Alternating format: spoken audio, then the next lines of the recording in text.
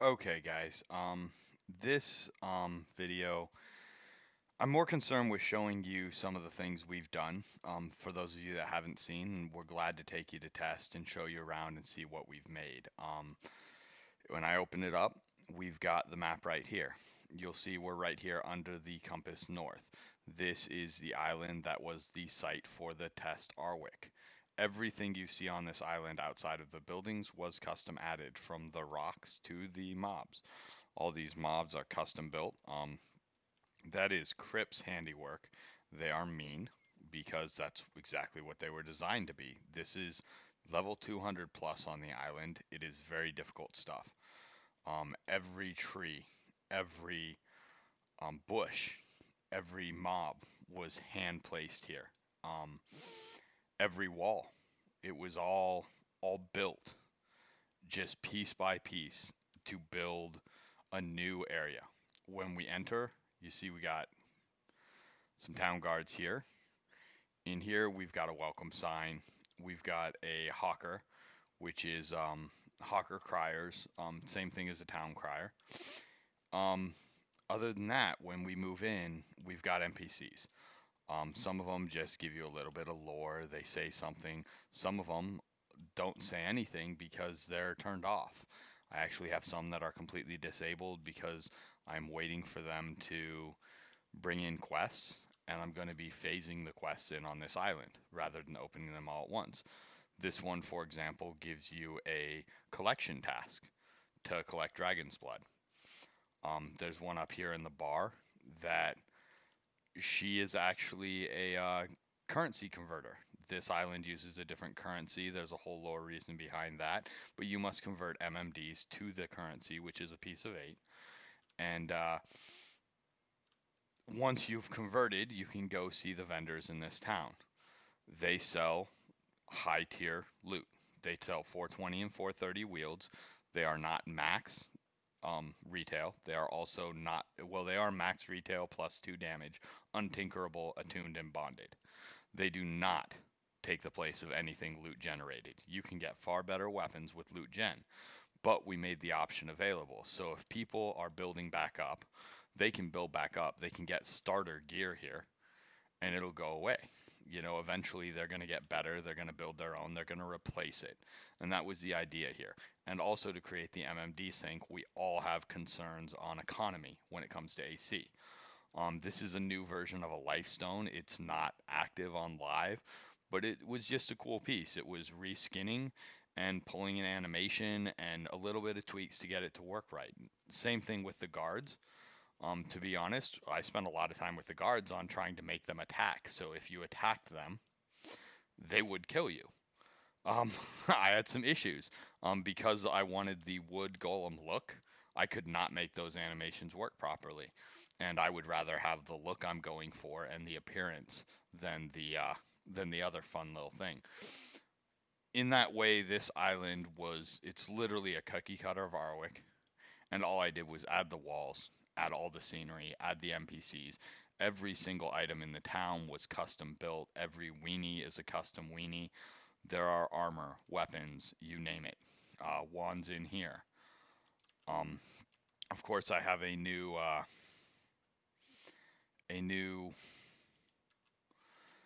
Archmage. The Archmage here only sells what we need. I just cut out all the items I wasn't worried about. Um, in this town, you have almost 40 NPCs. There are over 30 quests on the island that are already finished. And other than the kill tasks, everything is working. I'm still finishing up those. Those will be phased in every 2 weeks or week. We're going to introduce new content and we're just going to slowly phase and open up more and more and keep that exploration idea going. That's one of my goals in custom, is to add to AC. We have areas we can add from, and I think it's important we do that. When it comes down to that, let me, I believe this is the right NPC.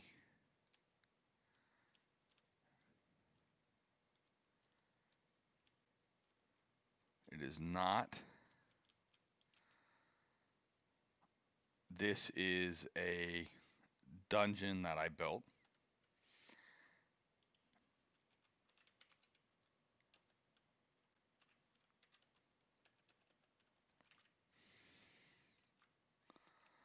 So I'm actually teleporting. I'm going to be right on top of it, I think. This dungeon is not visible on the minimap. This is called my illusion dungeon. You'll see out here, there's some creatures right here, hunter killers, we call them. They're damn near invisible. They're also invisible on radar. Um, there's a lore on this island that the magic is weak. I did that partly because as you adjust to what this island is, it is definitely difficult.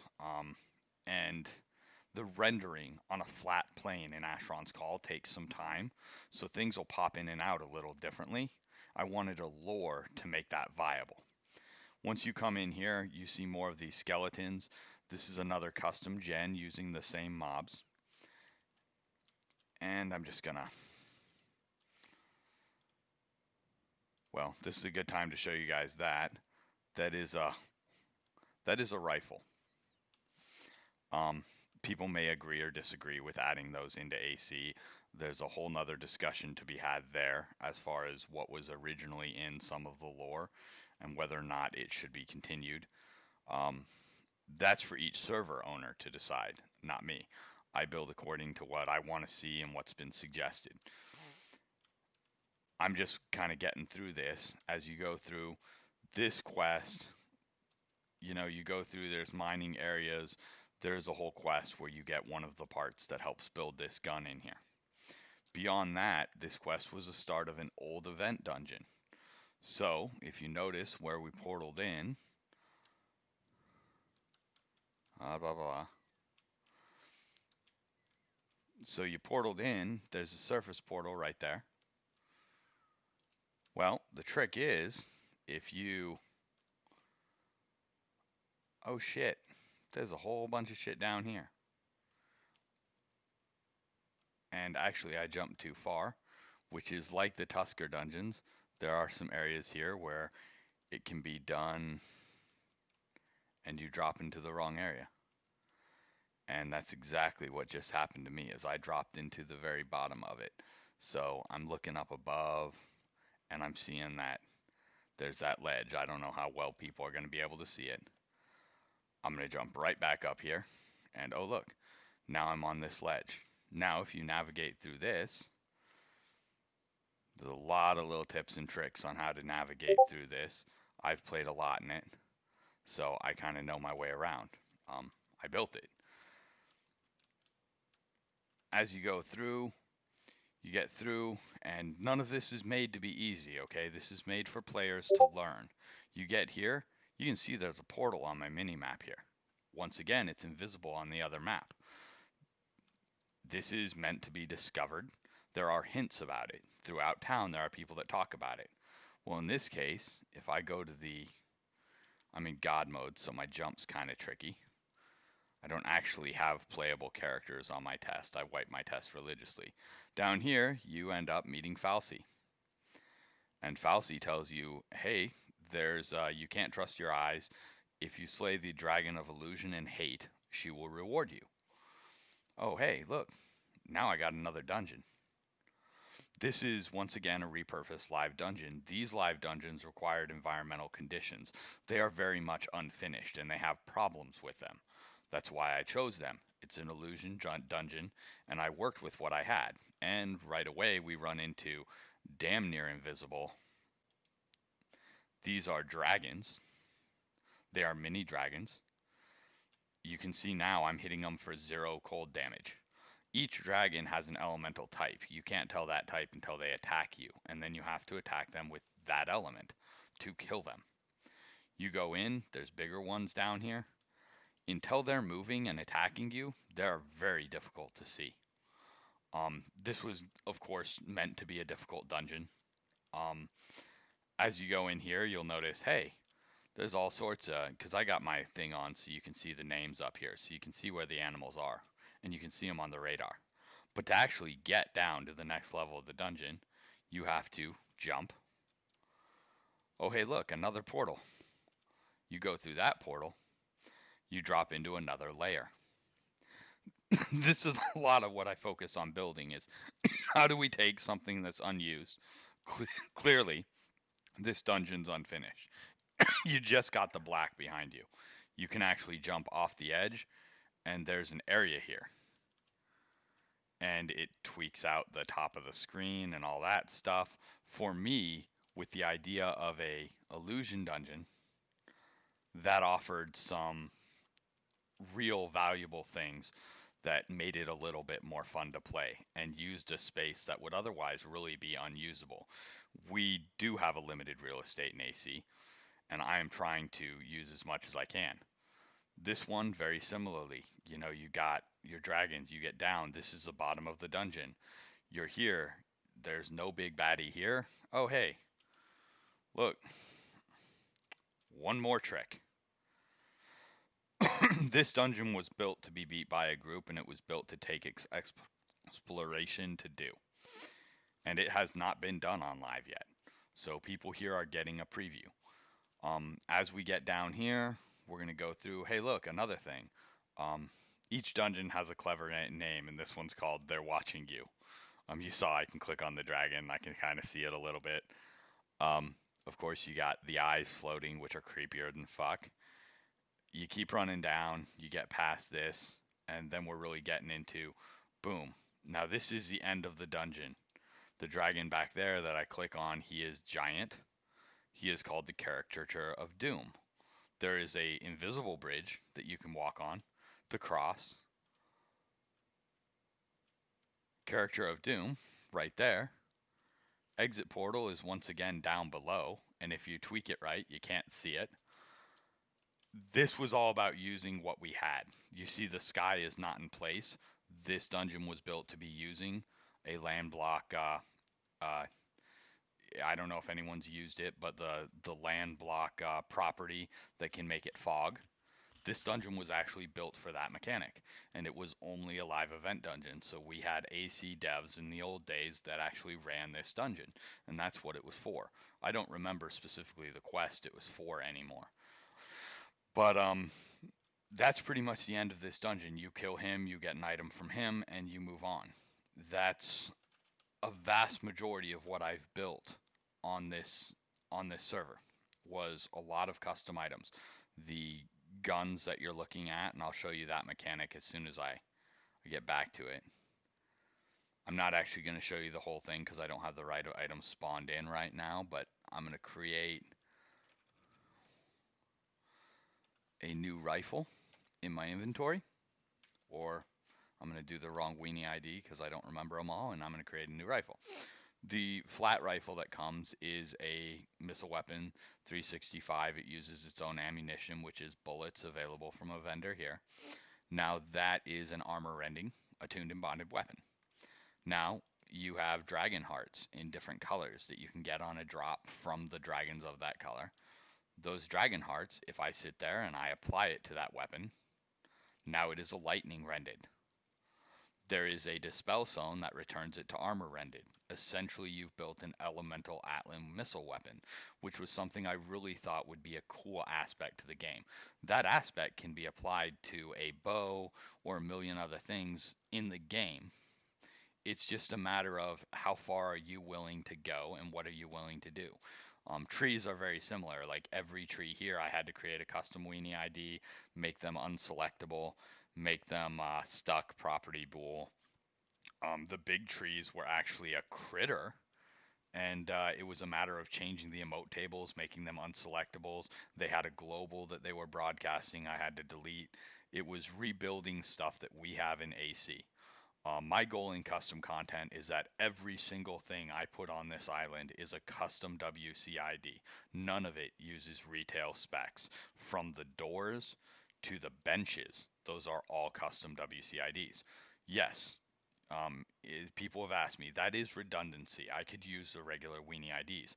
I don't, because I want to see any collisions between my content and EOR. And I want to be able to delete every bit of my content by using a range WCID delete and completely removing them from a world. We have had issues on Drunken Fell, and at other times we've had issues with lag. And there's been fingers that, oh, well, this is causing it, that's causing it. And that's all part of doing what we do. And it's going to be difficult, but for me, I prefer to have all my stuff clean, removable, and completely separate. It removes the risk, and that risk is something we need to keep in mind because we are here for the stability of Asheron's Call. Out here is a couple other areas. I'll show you on the overview map. When you zoom out, or I'm not going to because it doesn't like it. Oh, I got the weather on, so if I zoom out, you can see that this was clearly testing grounds. It's square areas, right? I wanted to disguise that. I did that in a few ways. One, I created a garden here. It's food crops. Two, this is where the people on this island were experimenting with portals, trying to figure out how to leave the island. Because they've been stuck here alone with no lifestone, no Asheron, nothing that we know of in AC. These people are Rolean, which is old AC lore. It was an empire conquered by the Garu and then the Viametians. Um, there's a tree farm here. That was more that someone had mentioned they wanted to see at Av, a very good friend of mine who I have high respect for. And I thought it was funny. And you can actually harvest these trees, and they make the stock for the rifles. So they're one of the other three key things to do it. One is a quest, one is right there in front of you, and one is actually a hollow bone that drops from the undead. Over here, we have an actual graveyard. I'm rather proud of it. Some of it I think is pretty funny. There's a lot of gravestones you can ID. You guys feel free to do some of that on your own. Um, but it was some of this was a labor of love. Some of it was just I needed a laugh because I'm working my ass off and I'm getting stressed.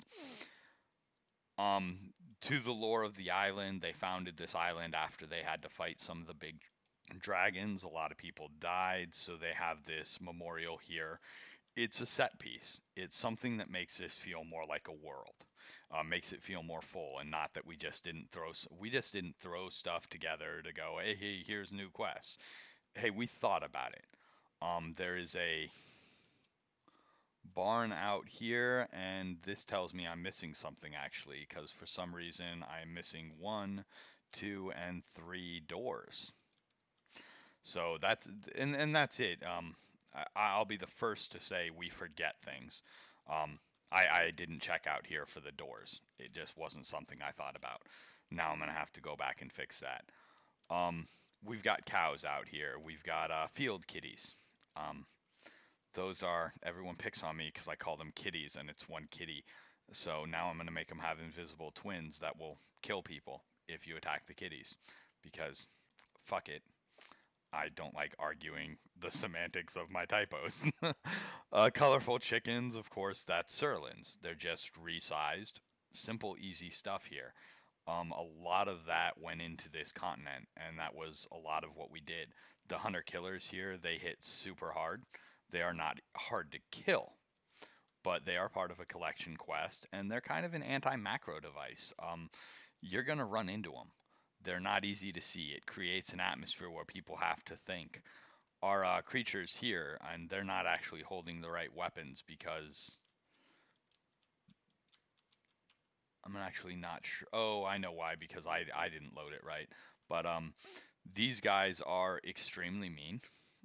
They are dangerous. We have just retuned them to make them a little less so, but they are still very difficult.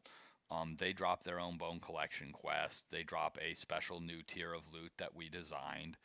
Um, let's see if I can see what else we got out here. Unfortunately, I build a lot of this in such big swaths that it's not like I can just go, oh, hey, I know exactly where a wasp spawn is. But there are black wasps out here. Their spells are not their danger. Their melee is. They're fun to play against, and they're difficult in their own way. Here's some of them here, and they're just little fun things. When it comes down to that, other than that, there's some Shrest out here that have clone stats from the Snow Tuskers, and in that way, they're brutal. The dragons themselves take time to beat. They have extremely good resistances. They have very specific weaknesses. And that translates a lot to your melee, to your mages. I mean, the melee, of course, they're carrying the Dread Marauder shield.